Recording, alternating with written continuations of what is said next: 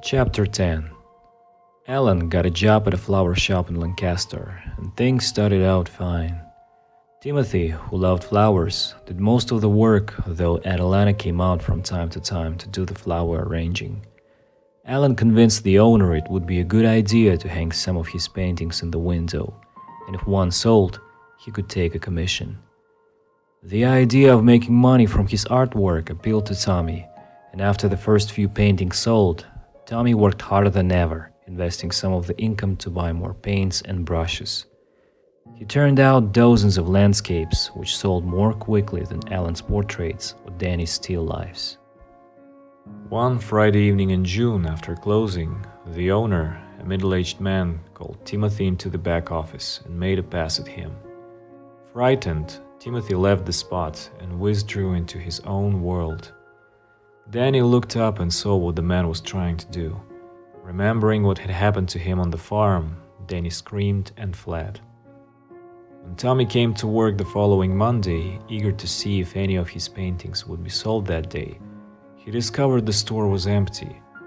The owner had moved out, leaving no forwarding address, and taken all the paintings with him. "God damn son of a bitch," shouted Tommy at the empty store window. "I'll get you, you bastard."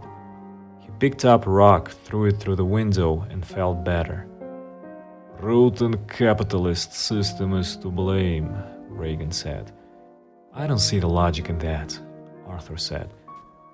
The man was obviously afraid of being exposed as a homosexual. What does one frightened man's dishonesty have to do with the economic system? "As a result of profit motive, is contaminate the minds of young people like Tommy." "I say, I didn't know you were a bloody communist." "Someday," said Reagan, "all capitalist societies will be destroyed. I know you're a capitalist, Arthur, but I warn you, all power belongs to the people." "Be that as it may," Arthur said in a bored voice. "The florist shop is gone, and somebody's going to have to find another bloody job."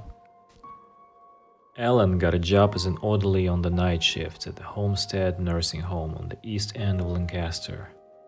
It was a modern low-brick building with a wide glass-fronted lobby, always filled with elderly residents wearing their bibs, parked in their wheelchairs. Most of the work was menial, and Mark handled it without complaint, sweeping and mopping the floors, changing the linens and the bedpans.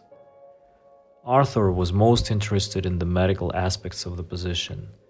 When he found that some of the nurses or attendants were loafing on the job, playing cards, reading or dozing, Arthur would make the rounds himself, attending to the sick and dying. He listened to their complaints, cleaned infected bed sores, and generally devoted himself to what he felt was his destined profession. One night, as he watched Mark on his knees scrubbing the floors in a room from which someone had been taken away, Arthur shook his head. "That's all you spend your life doing? Manual labor? Bloody slave work that could be done by a zombie." Mark looked at his rag, then at Arthur, and shrugged. To control one's own destiny takes a mastermind. To execute the plans takes a fool. Arthur raised his eyebrows. He had not given Mark credit for such insight, but it made it all the worse to see a mind with a spark of intelligence wasted on mindless work. Arthur shook his head and strolled off to see his patients. He knew Mr. Torvald was dying. He went into the old man's room and sat beside his bed, as he had done every night for the past week. Mr. Torvald talked of his years in the old country, of coming to America and settling on the land in Ohio. Blinking his rheumy, heavy-lidded eyes, he said wearily, "I am an old man. I talk too much." "Not at all, sir," Arthur said. "I have always believed that older people who are wiser and have had much experience should be listened to. Your knowledge, which cannot be written down in books, should be passed on to the young." Mr. Torvald smiled. "You're a good boy." Are you in much pain? I don't believe in complaining. I've lived a good life. I'm ready to die now. Arthur put his hand on the withered arm. You're dying very gracefully, he said, with great dignity. I would have been proud to have you for a father. Mr. Torvald coughed and pointed to his empty water pitcher. Arthur went out to fill it, and when he came back, he saw Mr. Torvald staring upward blankly. Arthur stood there silently for a moment, gazing at the serene old face. Then he brushed the hair out of the eyes and closed them. Helen, he whispered, call the nurses. Tell them Mr. Torvald is deceased. Ellen took the spot and pressed the button over the bed. That, whispered Arthur, stepping back, is proper procedure. Alan thought for a moment that Arthur's voice was husky with emotion, but he knew that couldn't be. Before Alan could question him, Arthur was gone. The job at Homestead lasted 3 weeks. When the administration office discovered Milligan was only 16, they informed him he was too young to work the night shift, and he was discharged.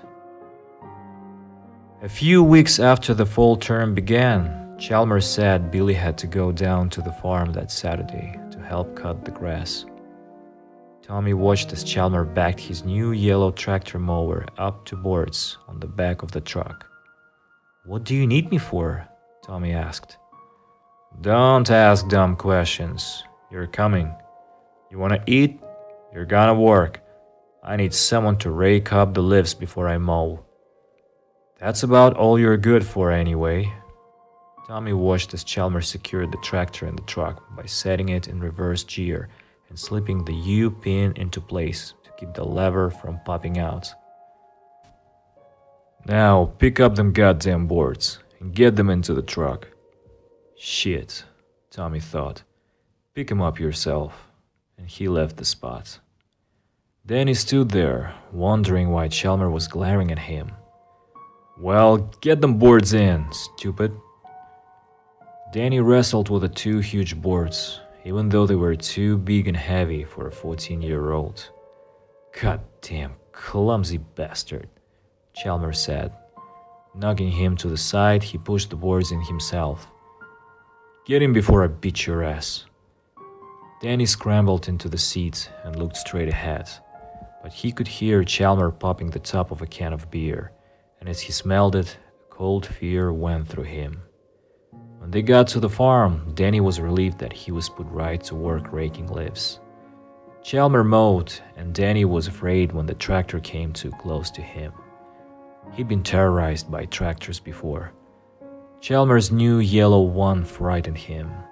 He switched to David and then to Sean, switching back and forth until the work was done and Chalmers finally shouted, Get them boards out of the truck, let's go.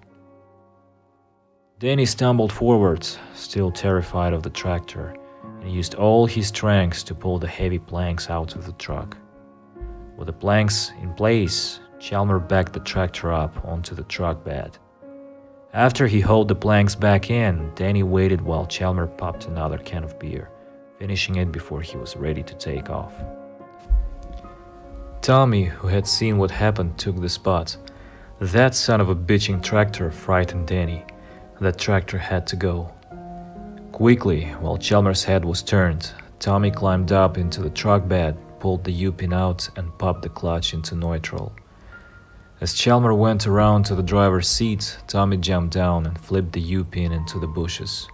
Then he got in the front, stared straight ahead, and waited. He knew the minute Chalmers made one of his jackrabbit starts, that new yellow tractor of his would be gone. Chalmers started out slowly and drove without a stop into Bremen. Nothing happened. Tommy thought it would go after they stopped in front of the General Mills plants. But Chalmers pulled away real easy and drove all the way into Lancaster. All right, thought Tommy. It will happen the first time he stops for a red light. It happened in Lancaster. When the light turned green, Chalmers took off squealing his tires, and Tommy knew the tractor was gone. He tried to keep his face straight, but he couldn't. He looked away toward the window so the old fart wouldn't see his grin. When he glanced back, he saw the little yellow tractor tumbling back down the street, end over end. Then he saw Chalmer looking in his rear view mirror, his mouth wide open. He jammed the brakes, stopped the truck, jumped out, and started running back, picking up pieces of metal scattered on the street. Tommy broke up with laughter. "God damn you," he said. "That tractor will never hurt Danny or David again." Double revenge with one blow. He had gotten the machine, and at the same time he got Chalmer. Most of the grades sent home on Billy's report cards were C's, D's, and F's. In all his school years, he got an A only once, the third quarter in 10th grade biology. Arthur had developed an interest in the subject, started paying attention in class and doing the homework. Knowing people would laugh if he spoke, he had Alan answer for him. He amazed the teacher by his sudden change, his brilliance. Though Arthur never lost his interest in biology, things at home got so bad that the spot kept changing. Much to the regret of the biology teacher, the flame died out and the last 2 quarters were failures. Arthur drifted off to study on his own, and the final report card registered a D. Arthur was having his hands full with the others coming and going on and off the spot more and more frequently. He diagnosed this period of mental instability as a mix-up time. When the school had to be evacuated because of a bomb scare, everyone suspected it was Billy Milligan, though no one could prove it. Tommy denied making the bomb.